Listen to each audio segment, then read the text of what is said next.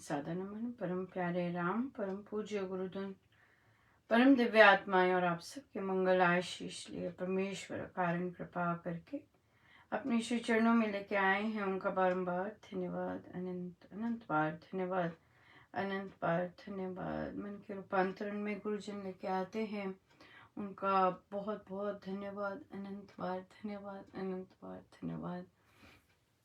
Sunday हमारा, आपका Monday, और आज 6 तारीख है। हम लोगों की जाबुआ और सूरत श्री राम शरणम को बहुत बहुत बधाई। बहुत उनका उनका पावन उद्घाटन दिवस है। परमेश्वर कृपा करें कि खूब रंग बरसे, गुरुजनों की शिक्षाओं के अंतर्गत रहते हुए खूब आध्यात्मिक उन्नति हो, बहुत कृपा बरसे।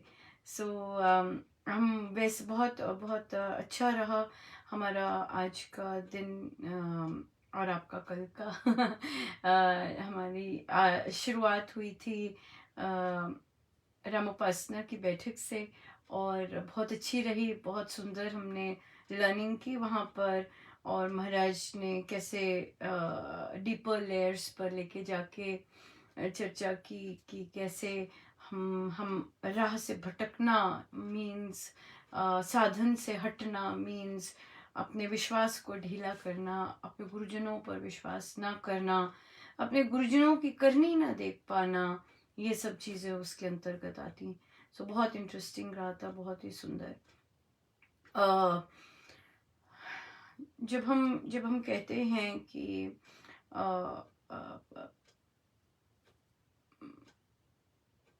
या यही ठीक यही था।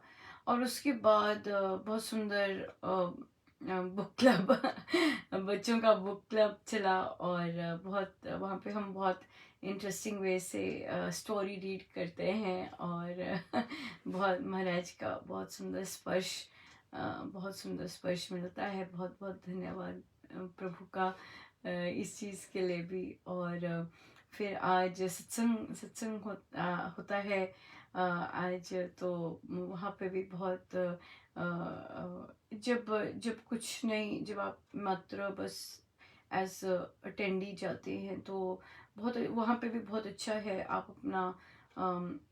अपना परमेश्वर ने आपको जिस कारण बिठाया होता है वहाँ पे आप करते हैं अपना काम, और बहुत सुंदर, बड़ी कृपा है महाराज की। माइंड सेट बात है, सारा माइंड सेट की। और जैसे जैसे माइंड सेट गुरुजनों के साथ ट्यून इन होता है, उनकी उनकी करनी देखते हैं, और दुनिया से फोकस हट के गुरुजनों पे जाता है, तो बहुत इट्स ऑलवेज वेरी सुखद, बहुत सुंदर है, बहुत सुंदर ही रहता है। और उसके बाद हाँ, अडल्ट अमृतवाणी जी तो यहाँ पर सब आते हैं, प्रैक्टिस करते हैं और सुनाते हैं, और बहुत बहुत सुंदर। कई लोग तो बहुत ज़बरदस्त सारे कर रहे हैं, सारे सभी अब एडवांस स्टेज पर हैं, अपनी अमृतवाणी जी प्रैक्टिस कर रहे हैं और बहुत सुंदर सीख रहे हैं। और बजाना बजाना बहुत अच्छा लगता है, कई कई तो बहुत आनंद आ जाता है, बहुत सुंदर। मतलब जब वो हारमोनियम के साथ गाते हैं तो एक अलग ही वॉइस जब निकलती है, बहुत बहुत बहुत ज़बरदस्त आनंद आता है, बहुत सुंदर लगता है, बहुत सुंदर। सो बहुत बहुत धन्यवाद गुरुजनों का, इतना सुंदर इतना आनंद दिलवाने के लिए और इतनी कृपा बरसाने के लिए बहुत बहुत धन्यवाद, अनंत धन्यवाद, अनंत धन्यवाद। हम चलते हैं जी आगे। और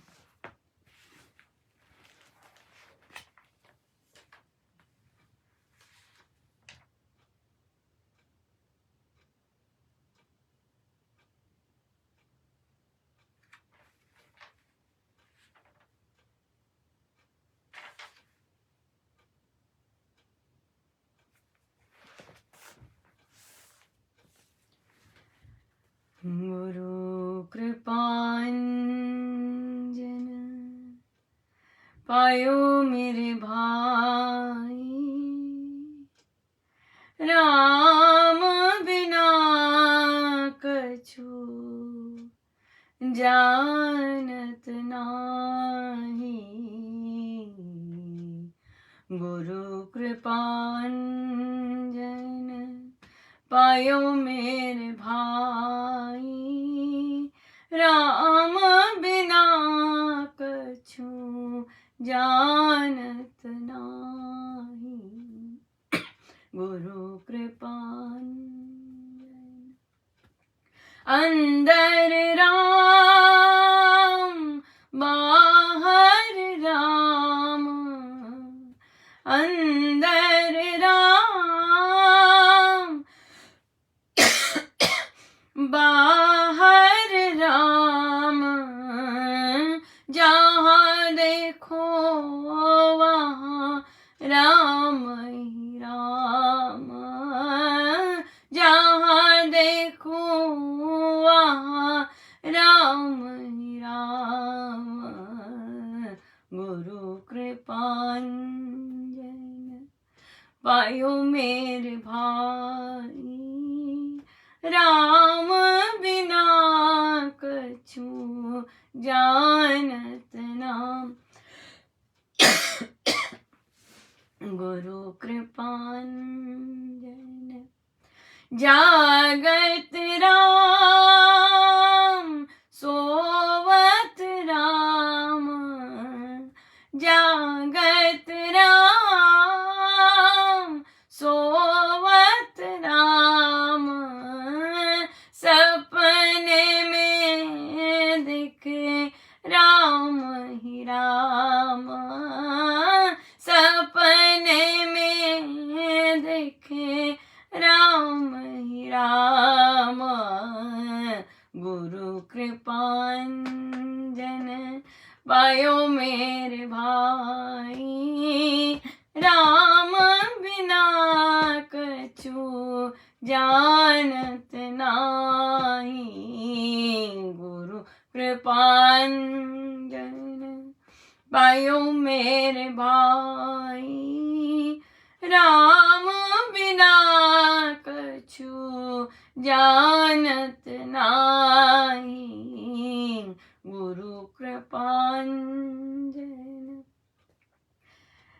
कहते कबीरा अनुभवनी का, कहते कबीरा अनुभवनी का, कहते कबीरा अनुभवनी का, जो देखे वही राम सरीखा, जो देखे वही राम सरीखा।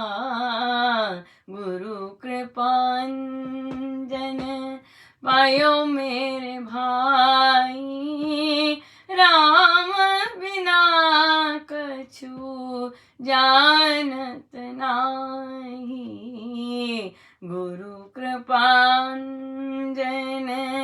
पायो मेरे भाई, राम बिना कछु जानत नाही। गुरु कृपांजन, गुरु कृपांजन, गुरु कृपांजन।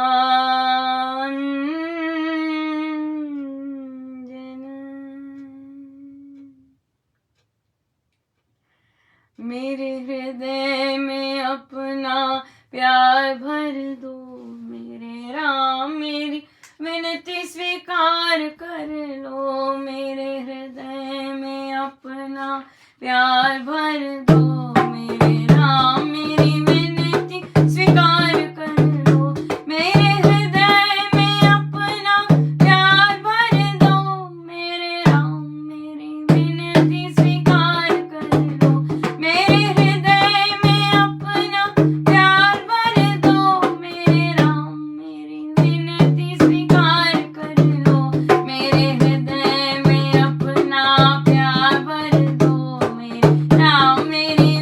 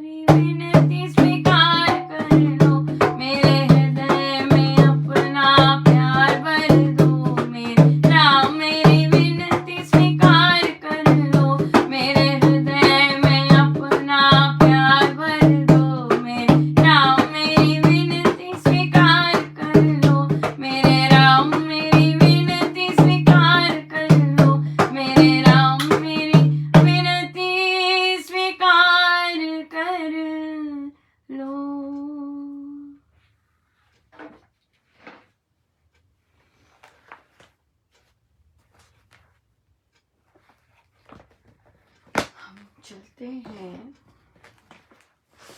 कथा प्रकाश जी पर।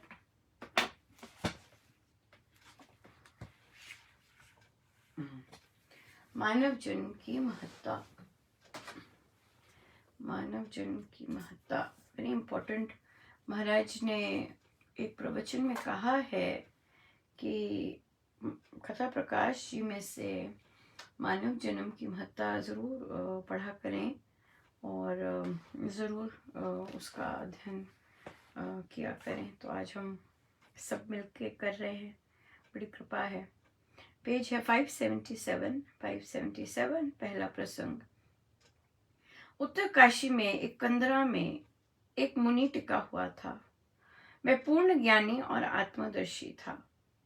एक बार एक सज्जन जब उसके दर्शन करके अपने इष्ट स्थान को जाने लगा तो उसको मुनि ने कहा, प्यारे, मेरे पास आकर और नहीं तो मानव जन्म की महत्ता तो अवश्य समझकर यहाँ से जाओ। मुनि ने वर्णन किया कि एक बनिया व्यापार करने के लिए देश देशांतर को गया। वहां वह 12 वर्ष पर्यंत व्यापार करता रहा। 13वें वर्ष जब वह अपने घर में आया तो उस समय उसे ज्ञात हुआ कि उसके सभी सगे संबंधी काल के गाल का ग्रास बन चुके हैं। वही केवल बचा हुआ है। अपने सारे परिवार का मरण जानकर उसको महा दुख हुआ और वह सदा उदास रहने लगा। एक दिन एक संत ने उसको कहा, भद्र, शोक को त्याग दे, उदास ना रह, जाग जा और सचेत बन। देख, तेरी गहरी नींद में ही तेरा पारिवारिक खेत घड़ी पलों की चिड़ियों ने सारा चुग कर खा लिया। अब तो पीछे एक दाना बचा पड़ा है। काल की चंचल चूंच कदाचित तुझे भी चुन चुन कर चुग जाए तो फिर तू भी पछताता ही रह जाएगा। इस कारण अपने मानव जन्म को सार्थक बना। बीता हुआ अवसर हाथ नहीं आया करता। देख, ये मनुष्य जन्म ही सारे विश्व में उत्तम जन्म है। इससे भिन्न सभी जन्म भोग के जन्म कहे गए हैं। कीट पतंग आदि तो जायस्व मृयस्व योनियां हैं। उनमें निरंतर उपजना और मरना ही होता रहता है। अनंत जीवन का लाभ, परमानंद की प्राप्ति, अपनी सत्ता का जगाना और दुख मात्र की हानि तो मानव जन्म में ही संभावित है। मुक्ति मंदिर का द्वार इसी में खुलता है। सारे मनोरथों के उद्यान इसी में फूलते फलते हैं। तो देखिए, हर कोई ये नहीं पढ़ रहा, हर कोई संतों की संगति में नहीं बैठ रहा है ना। हर कोई को नहीं पता चल रहा कि हमारा मानव जन्म किस लिए है, अब मुझे क्या करना चाहिए जो मुझे ये जन्म मिला है। हर कोई नहीं कर रहा। हमारा बहुत बड़ा सौभाग्य है ना, कि हमें नित्य निरंतर हमारे गुरुजन याद दिलाते रहते हैं कि why are we here, right. और अगर हम वो जानकर भी हमें कुछ चेंज नहीं आता है, हम कुछ जागृत नहीं होते हैं, तो इसका मतलब है कि कुछ तो करने की आवश्यकता है कि वो चीजें रजिस्टर हो जाएं। जो गुरुजन इतनी मेहनत करके बताते हैं कि किस लिए हमारा आना हुआ है और हम जो भी अपनी दिनचर्या करते हैं, क्या मेरा उद्देश्य यही रहता है कि क्या मैं इस कार्य से अपने लक्ष्य, अपने मानव जीवन के लक्ष्य के निकट और आई हूं या आया हूं। इन चीजों से हमें बहुत ज्यादा डिसीजंस जो हम लेते हैं वो सीधे हो जाते हैं, है ना। फॉर एग्जाम्पल, हमारा किसी से मनमुटाव है, या तो अगर मनमुटाव है, हमारा माइंड अपसेट हो रहा है, तो हम ये थोड़ा सा पॉज लेना पड़ता है इंट्रोस्पेक्ट करने के लिए, कोई क्वेश्चन का चिंतन करने के लिए कि क्या मैं इसलिए आई हूँ? क्या मैं इसलिए आया हूँ? क्या मेरा जन्म इस तरह का मनमुटाव, मैल द्वेष के लिए है? am I doing the right thing? है ना, ये चीज बहुत इम्पोर्टेंट है। और अगर हम इस चीज को, अपने लक्ष्य को, अपने एक्शंस को लक्ष्य से रिलेट करें तो बहुत सुंदर, बहुत बहुत ही अच्छा रहता है। और दूसरी चीज भी बहुत सुंदर डिसीजंस ले सकती है कि क्या इससे मैं अपने गुरुजनों के और निकट होंगी। राइट, लेते हैं हम केसेस लेते हैं और बार बार हम फिर इसी पे आते हैं, क्या मेरा जीवन, क्या मैं अपने मानव जीवन को सक्सेसफुल बना रहा हूँ या बना रही हूँ, और क्या क्या मेरे डिसीजन से मेरे गुरुजन प्रसन्न होंगे कि नहीं होंगे। राइट, तो पहले एक प्रश्न आया कि बच्चा ने सिर्फ +2 की है और वो बाहर जाना चाहता है, और ऐसे बहुत सारे हमने देखे हैं कि ये बहुत राइज है, ये वाला क्वेश्चन बहुत आया है। So I think it is this trend और द थॉट प्रोसेस यूथ में बहुत ज़्यादा हाई है, बहुत ज़्यादा। राइट, सो तो उन्होंने कहा, तो महाराज ने ये करवाया कि जब अगर हम थे, जब मेरा टाइम था बाहर आने का, तब ये प्रचलन था, और बहुत देर से भी ये प्रचलित है बाहर विदेश में आने का, कि ग्रेजुएट कर लो और उसके बाद बाहर जाओ। By that time you are well, आपने अपना बेस कर लिया हुआ है इस तरह, और तब आप आए, और वो ठीक भी रहता है। बट अब के जो जनरेशन है वो 12th के बाद ही जाना चाहती है। हमारी जनरेशन और जो बच्चे अब हैं, बहुत ज़मीन आसमान का अंतर है। उनकी वेल्थ ऑफ नॉलेज का तो कोई पार ही नहीं लगा सकता। चाहे कॉलेजेस हैं, चाहे फीस हैं, चाहे बाकी स्टेप्स हैं, दे नो एवरीथिंग। आप बात करोगे या कोई और भी बात करेगा, उनको कम पता होगा और इन लोगों को बहुत ज़्यादा पता है। Right, the only thing lacking there is definitely experience, क्योंकि वो छोटे हैं, और यस, एंड हार्ड वर्क, अपना काम खुद करने के लिए। तो चुनौती बाहर जाके किस चीज की आएगी? अपना काम खुद करने के लिए। ये चीज, अपनी प्लानिंग, अपना उठना बैठना, अपने चयन करने, अपने खाना, अपनी टेक केयर करनी, और पढ़ाई करनी, और फिर कहीं ना कहीं जॉब भी करनी। राइट, तो पेरेंट्स घबरा जाते हैं कि अरे इतना सारा बच्चा कैसे करेगा। बट द थिंग इज कि अगर बच्चा रेडी है बाकी चीजें करने के लिए, उसमें बहुत ज्यादा नॉलेज है और वो डाइव इन करना चाहता है, तो करने देना चाहिए। कौन स्ट्रगल नहीं करता? अगर कोई बच्चा पंजाब से बैंगलोर कॉलेज में जाता है, उसके लिए वो फॉरेन ही होता है, क्योंकि सब लोग डिफरेंट लैंग्वेज बोल रहे होते हैं। राइट, और फिर उसको भी वहां रहना होता है, उसको भी वहां सब करना होता है। राइट, और ट्रैवल टाइम वहां पे भी पेरेंट्स इमीडिएटली नहीं पहुंच सकते। जितनी देर में बेंगलोर पहुंचते हैं, कई बार उतनी देर में बाहर भी पहुंच गए होते हैं। सो इसलिए बाहर जाना, घर से बाहर निकलना, और फिर स्ट्रगल और फेस करना बाकी चीज़ें, that is a natural thing. और पेरेंट्स तो सपोर्ट कर ही सकते हैं। So I guess if the parents can afford it, then that's fine. हाँ, प्रॉब्लम वहाँ आती है जहाँ parents can not afford it, और फिर तब हम रुकते हैं, तब हम चाहते हैं कि बच्चा रुके और पेरेंट्स को अवसर दे सेव करने का, और खुद थोड़ा सा जॉब कर ले ताकि थोड़ा सा सेविंग कर सके और कंट्रीब्यूट कर सके। वहाँ तब आती है। बट अदरवाइज बिल्कुल ठीक है, अगर पेरेंट्स अफोर्ड कर सकते हैं सो ज़रूर भेज सकते हैं, इस तरह से। अब आते हैं जो हमारा मेन बात है जो डिसीजन लिया हमने, आ, हम चिंतित क्यों हो रहे होते हैं?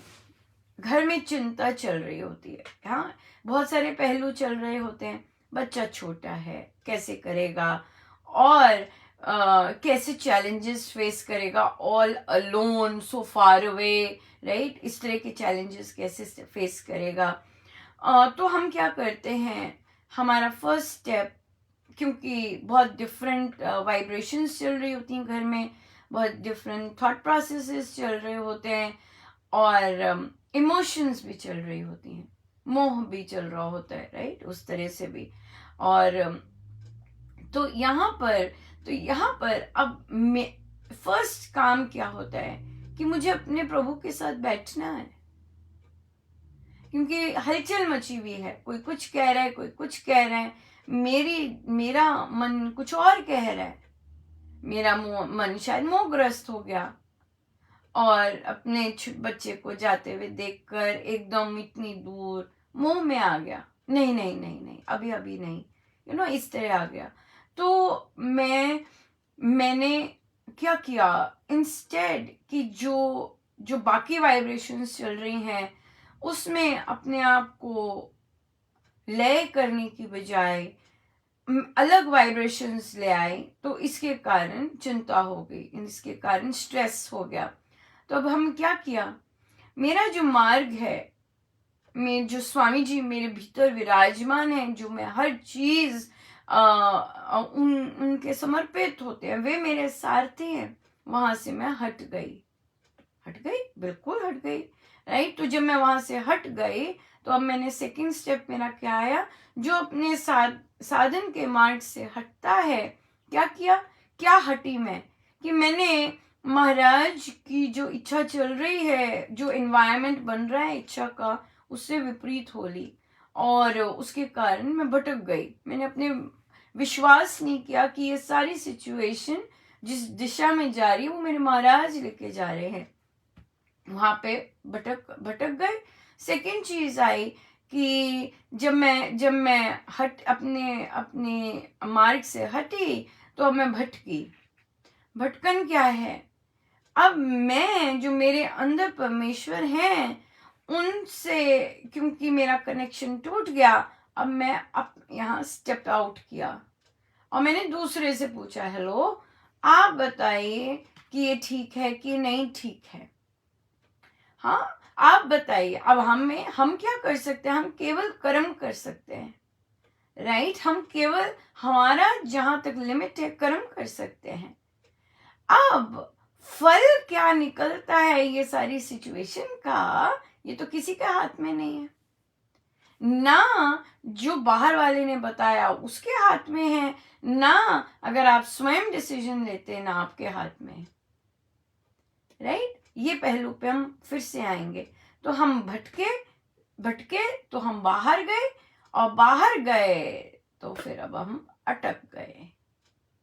अटकन क्या हुई कि फिर कोई आएगा ऐसा सिचुएशन, तो हमारा ये पैटर्न रिपीट होने की बहुत ज्यादा संभावना है, अटक गए, राइट। और तो इसलिए ये चीज बहुत ज्यादा इम्पोर्टेंट है कि हम अपने परमेश्वर को साक्षी मानकर डिसीजंस लें, कि सारी डिसीजन का बहाव इस तरह चल रहा है, बच्चा बहुत ज्यादा स्ट्रॉन्ग इंटरेस्टेड है, परिवारजन दूसरे बहुत सहमति में है, तो ठीक है, वेल एंड गुड।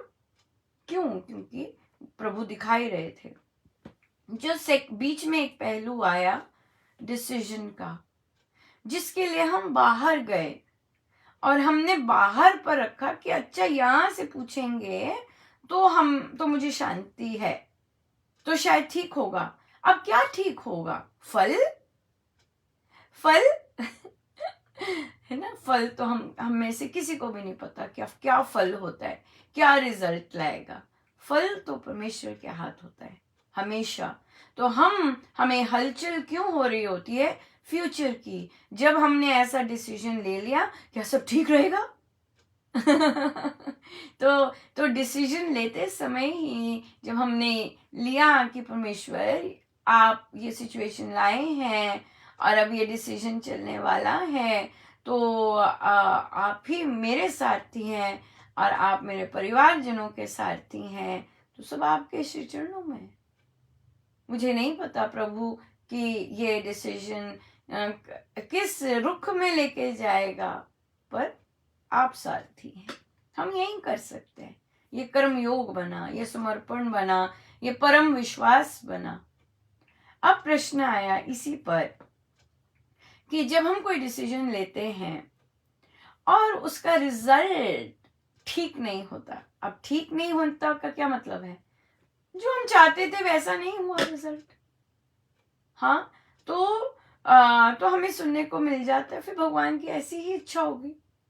तो उन्होंने कहा कि डिसीजन हमने लिया और क्या हम फल जो निकलता है वो भगवान पे कर दें? क्या ये वाली सोच ठीक है? बिल्कुल, क्योंकि फल तो हमारे हाथ में ही नहीं है। हम तो बेस्ट इंटेंशन से कार्य कर सकते हैं, अपने गुरुजनों को रिझाने के लिए कार्य कर सकते हैं। हमारी जो मन के भाव हैं, कैसे हैं मन के भाव, उनको चेक में रखते हुए कर्म कर सकते हैं। लेकिन उसका परिणाम क्या होगा वो मेरे अनुकूल कह लीजिए या एक्सपेक्टेड कह लीजिए या जो मैं चाहती थी वो कह लीजिए, वो होगा कि नहीं होगा मुझे नहीं पता। That is not in our hands. तभी तो इतना स्ट्रेस है जीवन में, because we are looking at the consequence, and when we don't like the consequence we are upset. But अगर हम कर्म करते ही ऐसे हैं इसी समझ के साथ कि मेरा काम तो बस करना है और उसके बाद it's not in my hand, जैसे प्रभु की मर्जी, और वहां बिल्कुल शांत रहना और जो भी रिजल्ट आता है उसको स्वीकार करके नेक्स्ट स्टेप्स करना, दिस इज समर्पण, this is surrender and this is परम विश्वास।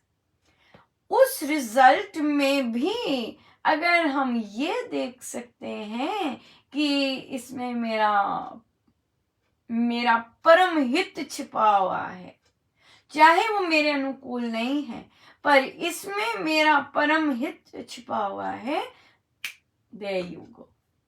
That is sure shot, शरणागति भक्ति की पराकाष्ठा। हाँ, क्योंकि वो लेयर्स होती है ना, तो जब हम परम विश्वास इस स्टेज पे ले आते हैं कि जो रिजल्ट है और मेरी बुद्धि कह रही है ये क्या हो गया मैन, अब क्या करेंगे, जब ऐसे कर दिया और उसके बाद तत्काल हम कहते हैं नहीं, ये इसमें तो मेरा परम हित छुपा है, जो मर्जी हो जाए, जैसा मर्जी मुझे समझ आ रहे हैं पर इसमें मेरा भला निहित है। There you go. There you go. This is what is bhakti, this is what is sadhana, और this is what is practical, this is what is Gita जी। और ये सब साधना का निचोड़ कि हम रियल लाइफ में कैसे चलें, रियल लाइफ में मुझे कैसे चलना है, और केवल कर्म। जैसे उस दिन हम जब मंत्रणा कर रहे थे ऑनलाइन की कैसे हमें करना चाहिए, क्या चीज़ करनी चाहिए, तो हमने डिफरेंट पहलुओं पे जब चर्चा कर रहे थे, उसमें एक पहलू ये था कि किसी का इंटरनेट खराब हो जाता है तो क्या उसकी ड्यूटी ले ले या क्या करना चाहिए। तो यहाँ पे फिर ये आया कि ये तो हमारे बस में ही नहीं है, हम तो सभी के सभी ये प्री डिटर्मिन नहीं कर सकते। हाँ, कुछ ना कुछ चाले लग रहे हैं तो हम इन्फॉर्म कर सकते कि भाई इसी समय तो ऐसे चल रहा है, यू नो, बट हम इस बेस पे ड्यूटीज नहीं कर सकते कि किसका चलेगा किसका नहीं चलेगा। हम तो केवल दे सकते हैं, असाइन कर सकते हैं, उसके बाद इंटरनेट चलेगा ठीक के नहीं चलेगा ये हमारे हाथ में ही नहीं है। और कई बच्चे फ्रस्ट्रेट होते हैं, ओ माय गॉड सारा हफ्ता ठीक चलता, जब मेरी ड्यूटी आती क्यों नहीं ठीक चलता। Yes, it is not in our hands, it is not in our hands at all. So फल जो है रिजल्ट है। चाहे हमने बच्चे को बाहर भेजना है, हमें नहीं पता, हम अपना कर्म अच्छे से कर सकते हैं, अपनी टेंशन अच्छी से दे सकते हैं, और फल जैसा मर्जी हो, राइट, फल जैसा मर्जी हो, हमारा एटीट्यूड उस फल के प्रति क्या होता है, दैट इज साधना। अगर बच्चा स्ट्रगल कर रहा है, कोई बात नहीं, यू कैन डू इट, मैं तेरे साथ आ सकती हूँ, नहीं आ सकती तो तू खुद से कर सकता है, कोई बात नहीं, हल्का सा गिर गया या इम्बैलेंस हो गया, कोई बात नहीं, you can start again, get up, do it, और कर सकता है, सो और कर सकती है। सो इसलिए हम फल जो मिलता है उसके प्रति एटीट्यूड ही भक्ति बताती है। फल जो मिलता है उसके प्रति हमारा दृष्टिकोण, हम उसे कैसे स्वीकार करते हैं, वो ही हमारी साधना का परिचायक होता है। सो इसलिए दैट्स व्हाट इट इज, और यही बहुत जबरदस्त लर्निंग है। सो इसलिए रिजल्ट्स तो किसी ने नहीं देखे, बाहर जाते हैं आशीर्वाद लेने, बाहर जाते हैं कंसल्ट करने, नो, अपने अंदर स्वामी जी महाराज अपने गुरुजनों से को साक्षी मानकर हर कार्य करना ही है ना। और अगर हम यहाँ से इस तरह से विचलित होते हैं, वो मार्ग से हटना हो जाता है और फिर भटकना हो जाता है। Isn't that beautiful? Very very beautiful. एक और लेते हैं, पर ये बहुत बहुत सुंदर लर्निंग है, और अगर हम इसे अपना सकें तो बहुत सुंदर बात है। जितना जितना हम एक्सेप्टेंस में और गहरे होते जाएंगे, जितना तो फिर उतना हम देखेंगे कि we are lighter and we are happier and of course stress minimum. पर जहाँ हम गड़बड़ कर जाते हैं, हम देखेंगे कि हमारा ही विश्वास खराब हुआ, हमने ही विश्वास में खोट आने दी, हमने ही विश्वास को ढीला किया। यही बात है। यही बात है। प्रश्न आया कि जाप में बहुत विचार अभी भी आ रहे हैं, तो उन्होंने कहा कि मैं जब योग करती हूँ पर फिर भी विचारों में कब चले जाती हूँ पता नहीं। तो और एक्चुअली क्या होता है, जब विचारों में जाते हैं तब रियलाइज करते हैं कि जब योग से वापस लाना है। जब योग तब यूज में आता है, कर रहे होते हैं एक्चुअली, जब विचार इधर उधर जाते हैं तो जब योग लाना पड़ता है। इंस्टेड ऐसे करने की बजाय हमारे पास जैसे माला है ना, हमने राम नाम लेना आरंभ किया और 2-3 मन के किए और चिंतन किया, अनंत कृपा प्रभु, बहुत कृपा, अनंत कृपा, आप कितने कृपालु हैं, मुझसे जाप करवा रहे हैं। ठीक है, 3-4 मन के करने के बाद ऐसे मन में चिंतन किया, हल्की सी रुकी, ये कितने कृपालु हैं आप, कितने दयालु हैं आप, मुझसे जाप करवाए प्रभु, अनंत अनंत धन्यवाद आपका। और फिर जाप किया, और फिर ये जब जाप कर रहे हैं तो ये अंदर जो मिश्री का स्वाद है कि मुझ पे कितनी कृपा बरस रही है कि जाप हो रहा है ना, जाप चल रहा है, और मेरी बीच बीच में याद मैं कर रही हूँ कि कितनी कृपा बरस रही है, परमेश्वर जाप करवा रहे हैं। अब क्या किया, फिर आगे बढ़े, 3-4 मन के आगे बढ़े, फिर ऑन पर्पस। तो अब हम क्या कर रहे हैं, यहाँ पे प्रभु के स्मरण का इंजेक्शन दे रहे हैं, rather than जो कि हमें नॉर्मल करना चाहिए, कि साथ साथ करना चाहिए। और हम क्या करते हैं कि जब हम मन का 3-4 करते हैं राम राम राम राम करके, और फिर हमारा माइंड चले जाते हैं, फिर उसे वापस जप योग से ला लाते हैं। नहीं, हमने स्वयं इंजेक्ट करना है परमेश्वर का स्मरण।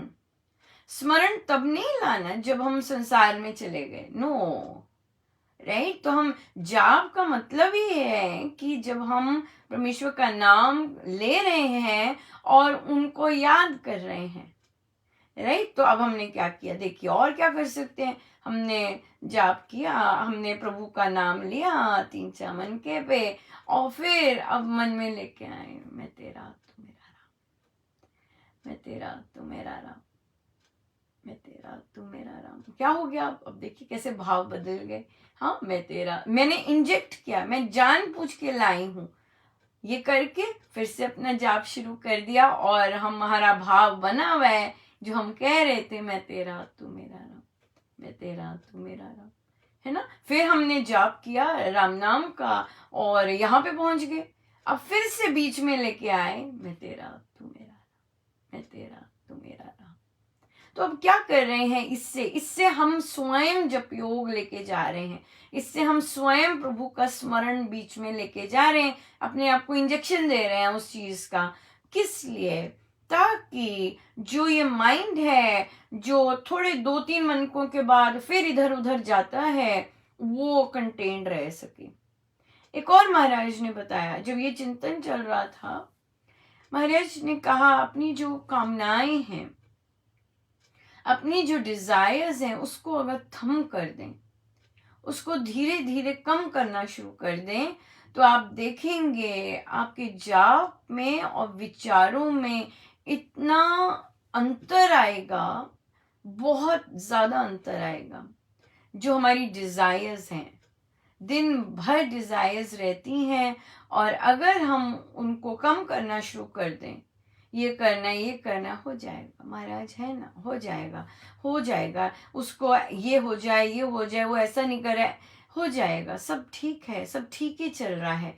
जितना हम अपनी कामनाओं को ढीला करते जाएंगे, उतना हम देखेंगे कि हमारे जो विचार हैं, हम निर्विचार हो रहे हैं, और फिर हम प्रभु के स्मरण का और जबरदस्त आनंद ले सकते हैं, राइट। सो इसलिए महाराज ने बहुत ही कल अब जो प्रवचन था बहुत जबरदस्त था, उसमें महाराज सारी यही चीजें टेक्निक्स बता रहे थे कि कैसे प्रभु का नाम लेकर उनको याद कैसे करना है, किन किन शब्दों से याद करना है, क्या क्या बोल सकते हैं उन्हें याद करने के लिए, ये सब सेम बिल्कुल वैसा बता रहे थे। पर हाँ, माला वाला नहीं बताया उन्होंने, वो तो उन्हें और कह रही थी कि बीच में स्मरण कैसे लेके आ सकते हैं, ये बताया।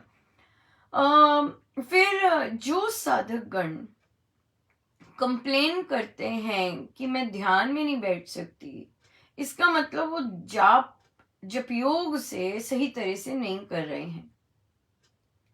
कि अगर जाप सही विधि से सही ढंग से हो रहा होता है, महाराज कल बोले, महाराज ने कहा कि अगर आप जाप में निर्विचार हो गए तो ये ध्यान की ही स्थिति है।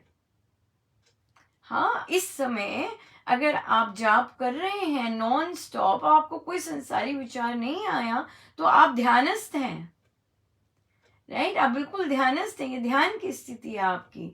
तो इसलिए अगर माला छोड़ देंगे और फिर वही चीज करते रहेंगे, वो ध्यान स्थिति है।